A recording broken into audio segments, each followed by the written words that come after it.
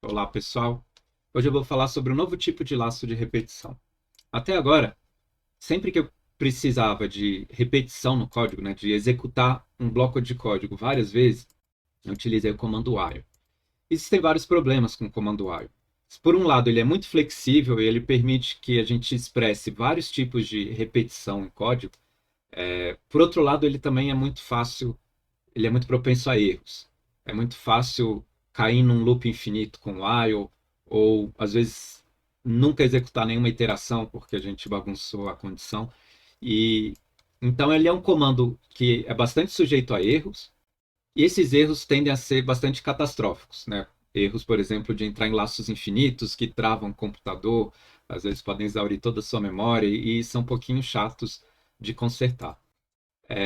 E só para ilustrar um pouquinho, né, a dificuldade com o while, esse talvez seja um dos programas mais simples que eu poderia fazer com laço de repetição. Eu estou imprimindo os números de 1 a 5, no caso. Na verdade, de 1 a n, eu escolhi um n pequeno. Notem o seguinte, para controlar essa variável que conta os números, eu vou chamar essa variável da variável contadora, a variável i, no caso. Para controlar a variável contadora, eu basicamente preciso me preocupar com três posições no código. A inicialização da variável aqui em cima, o critério de parada, que faz com que o laço termine uma vez que a variável atinja uma determinada condição. Nesse caso aqui, se ela crescer o suficiente para ficar igual a n.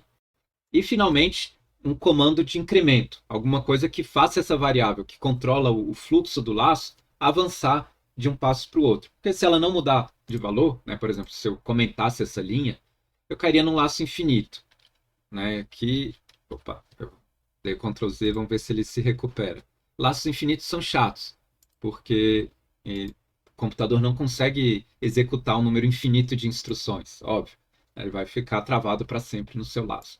E tá, então eu vou mostrar uma outra maneira de fazer isso, né, resolver esse mesmo probleminha, que é um probleminha bem bobo, mas vocês vão ver que depois a gente vai lidar com problemas cada vez mais interessantes. Nesse problema bem bobo, de contar de 1 a 5. Mas eu quero mostrar agora a maneira simples, maneira que eu não preciso de cuidar de três partes do código ao mesmo tempo. Tudo vai ficar concentrado num único comando, que é o comando for.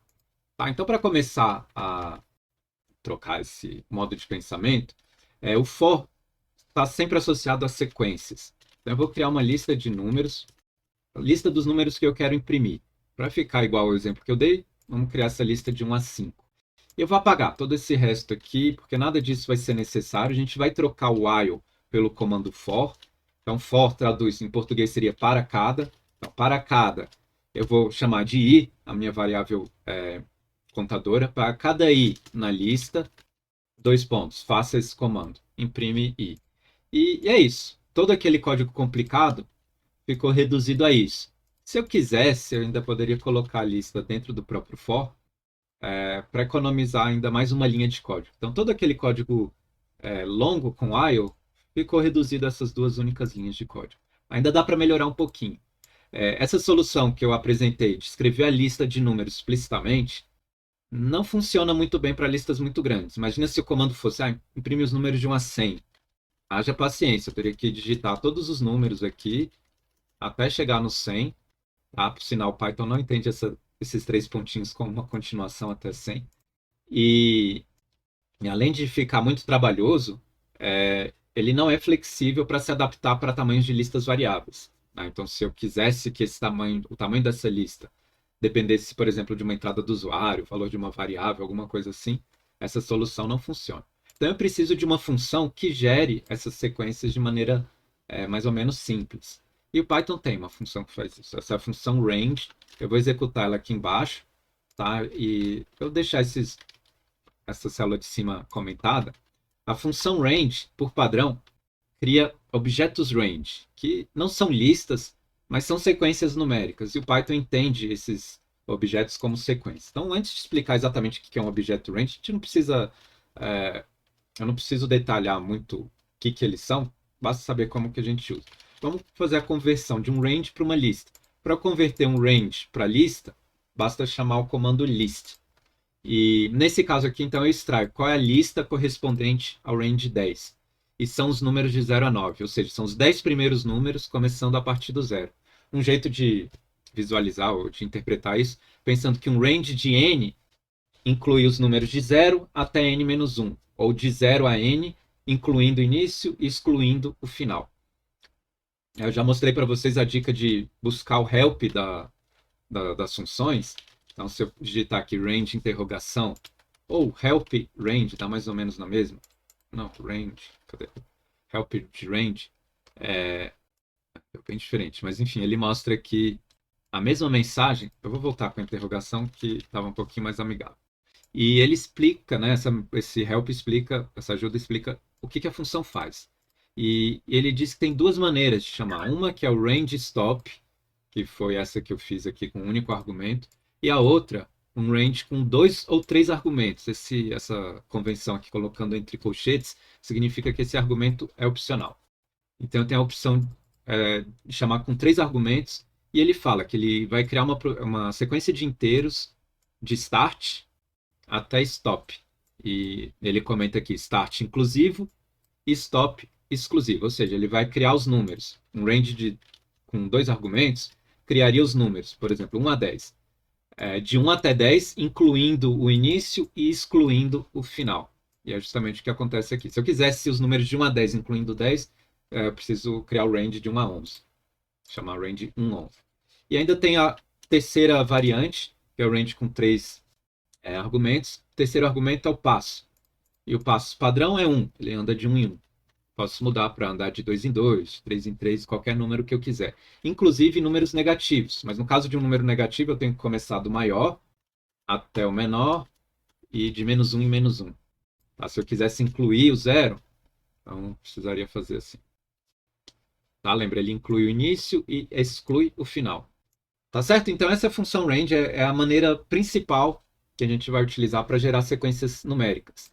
E o range é usado 90% das vezes dentro de um for, porque essas duas coisas funcionam muito bem juntas. Esses dois comandos são quase que comandos irmãos, né? Várias vezes a gente vai usar o for com range e raramente vai usar o range fora de um for. Não que isso esteja errado, mas enfim, é tão natural que ele apareça no for que é raro aparecer em outras situações. Então, se eu quiser gerar a sequência de 1 a 10, imprimir todos os números de 1 a 10, qual range eu precisaria escolher? Ele começa no 1, termina no 10, mas lembrando que o final é exclusivo, né? Ele não inclui 10. Se eu quisesse incluir o 10, tenho que colocar 10 mais 1, o final mais 1. Nesse caso aqui, já poderia calcular 11. Mas se eu quisesse generalizar um pouquinho o código e falar que vai de 1 até n, talvez a forma mais natural seria essa. Se eu quiser perguntar esse n para o usuário, eu posso criar esse comando int input n. Ele vai perguntar um número aqui e eu escolho o número que eu quiser. Tá, agora ele imprime. Opa, eu digitei alguma coisa errada aqui. Tá, agora ele mostrou os números de 1 a 42. Eu vou tirar o input porque o modo reativo com input é horrível. Vou voltar aqui para o nosso for. Tá, então esse é o comando for. E com o comando for a gente consegue realizar uma série de ações interessantes. Por exemplo, eu posso calcular algumas das séries que eu já mostrei para vocês. Por exemplo, a série de Fibonacci. Eu vou terminar a aula de hoje resolvendo a de Fibonacci. Eu vou deixar a pergunta para vocês. Lembra, até agora eu mencionei duas séries clássicas da matemática / computação. A série de Fibonacci e a série de Collatz. Cada uma tem seus interesses teóricos e, enfim, são séries interessantes, porque são fáceis de criar e tem uma matemática interessante por trás, né? A série de Collatz está associada à hipótese de Collatz, de que todas as sequências de Collatz terminam em 1, ou batem no 1 e terminam nesse ciclo 1, 4, 2, 1, 1, 4, 2, 1. E a sequência de Fibonacci aparece em várias situações, em vários, como chama? Aparece na natureza em várias situações, né? Às vezes, número de pétalas de uma flor, enfim, algumas situações eu não vou entrar em detalhes aqui. Mas vamos lá, vamos criar uma sequência de Fibonacci, ou na contagem de população de coelhos, que é onde ela apareceu originalmente. Eu vou criar a xy como sendo as duas variáveis que descrevem o ponto inicial, ou, desculpa, a última variável vista e a penúltima. Beleza, ao contrário. Estava usando y como descrevendo o último elemento da sequência e x o primeiro. Eu quero mostrar, por exemplo, os 10 primeiros números de Fibonacci. Se eu quiser um número fixo de iterações, né, eu não estou interessado necessariamente na variável contador. Eu só quero N iterações. A receita para fazer isso é simplesmente criar um for. Eu crio um for em cima de um range N, onde N é o número de iterações. Se eu não precisar do contador, é só não utilizar dentro do bloco. Tá? E nesse caso eu não preciso. Eu não preciso porque o Fibonacci você calcula utilizando os dois números anteriores. Eu já mostrei essa solução para vocês antes. A gente vai atualizar as duas variáveis simultaneamente. Então aqui eu vou falar que x e y recebem, respectivamente, alguma coisa do lado direito. E o que seria essa coisa do lado direito? O x descreve a penúltima variável. Então ele vai receber o antigo y, que era a antiga última. E o y, que descreve o último elemento da sequência, o último elemento que a gente viu até agora, vai receber a regra de formação da sequência de Fibonacci, x mais y. E eu imprimo uma delas. Tá? A ordem aqui é importante, dependendo da ordem entre esses dois comandos, ele vai gerar sequências um pouco levemente diferentes. Né? Basicamente, ele vai mudar o ponto de início. E a ordem correta aqui seria essa: print x no início do laço, porque ele começa já imprimindo a sequência completa. Né? Eu poderia, enfim, dá para fazer de formas diferentes, mas eu quero gerar a sequência começando com 1 e assim por diante. 1, a soma dos dois anteriores e assim por diante. Tá? Então, esse foi um exemplo gerando uma sequência numérica onde basicamente eu estou usando o for para repetir um número fixo de vezes. Eu queria repetir n vezes, tá? Gerando a sequência de Fibonacci. É comum, vocês podem às vezes ver essa convenção em alguns códigos. Se eu realmente não estou interessado na variável contadora, se ela não cumpre papel nenhum, e aqui ela não cumpre, porque ela não aparece em nenhum lugar nesse código, nesse bloco de código, é comum chamar essa variável simplesmente de um underscore. Tá? Não é uma sintaxe nova, é só uma convenção. Underscore é um nome de variável válido. Poderia falar que underscore é igual a 42, depois imprimir o underscore. Tá? Mas como é um nome esdrúxulo, a convenção é essa. Né? Se você não está interessado no nome da variável, mas precisa colocar uma variável em algum ponto, porque o comando obriga, chama essa variável de underscore. O Python não, as pessoas que olham esse código vão saber que não devem prestar muita atenção para aquele nome, né? Que não vai usar aquela variável, basicamente. Certo? Então, esse foi o for para Fibonacci. Eu vou terminar aqui com um outro exemplo. A gente vai criar a sequência de Fibonacci. Eu vou usar o for de novo para fazer uma função que soma os itens de uma lista. Tá? Então, vamos pegar esses. Eu vou pegar manualmente, eu não quero ligar um código no outro. Eu só quero uma lista de números. Por acaso eu escolhi a sequência de Fibonacci, mas poderia ter sido qualquer lista numérica. Vou ler mais com multicursor do que... Tá, tem uma lista aqui, não importa de onde ela veio. Por acaso veio do Fibonacci. Eu quero somar todos os elementos da lista, certo? Então, como que eu faço isso com for? Eu preciso de duas coisas. Eu preciso andar em cada elemento da lista e eu preciso acumular as somas parciais. Então, a estratégia aqui é o seguinte. Eu vou criar uma variável chamada soma ou acumulador, chamar de ACC, de acumulador, e ela começa com zero. Eu não passei por nenhum elemento ainda, então eu não acumulei nada. E na medida em que a gente passar por cada elemento da lista, eu vou somar esse elemento no acumulador. E no final, depois de andar sobre a lista inteira, eu vou ter a soma de todos os elementos da lista. Então, para cada elemento na lista, esse é o espírito do for, né? Vamos dar um print aqui, só para ver que é isso que está acontecendo. Ele está imprimindo a lista, era para eu imprimir o elemento, né? Desculpa. Aqui, está funcionando, né? Deixa eu apagar o... Agora é a saída dessa célula. Tá, então ele está imprimindo os elementos corretamente. Então, o que eu vou fazer? Na verdade, vou imprimir os elementos e o acumulador para a gente ver como que a iteração funciona. Então, em cada passo, eu pego o meu acumulador e falo que o acumulador é o antigo valor do acumulador mais esse novo elemento.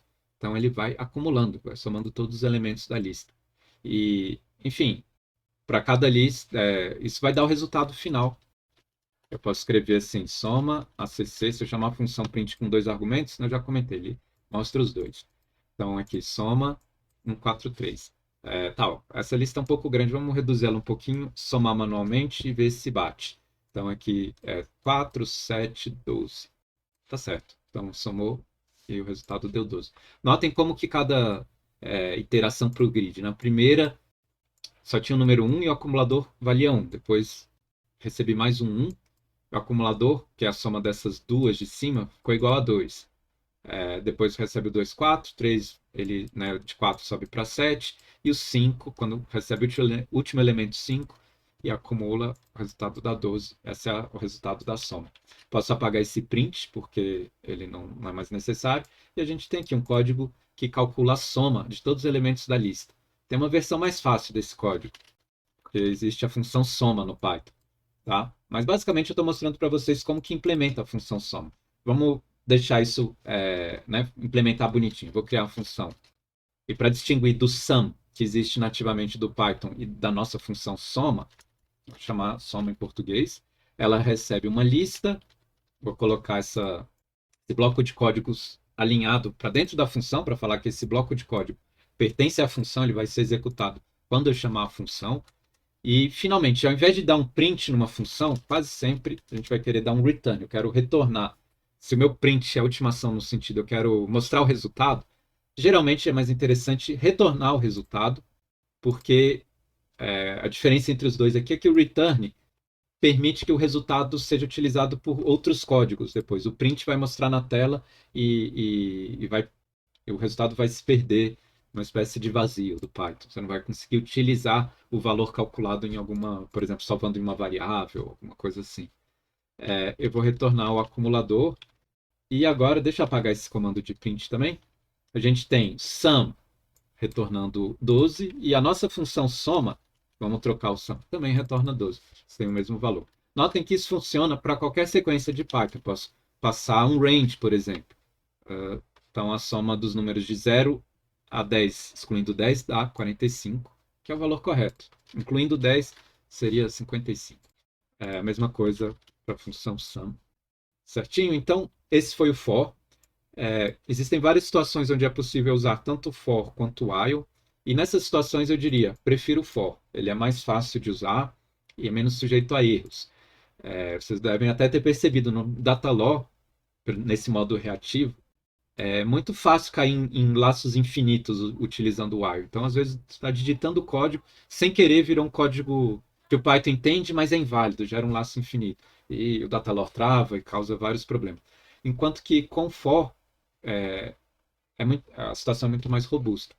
Ele, enfim, pode não executar o código correto quando você está editando o código no meio do caminho, mas pelo menos não cria laços infinitos e problemas desse tipo. Tá? Então, esse foi o for. E aqui eu termino o vídeo de hoje. Até mais.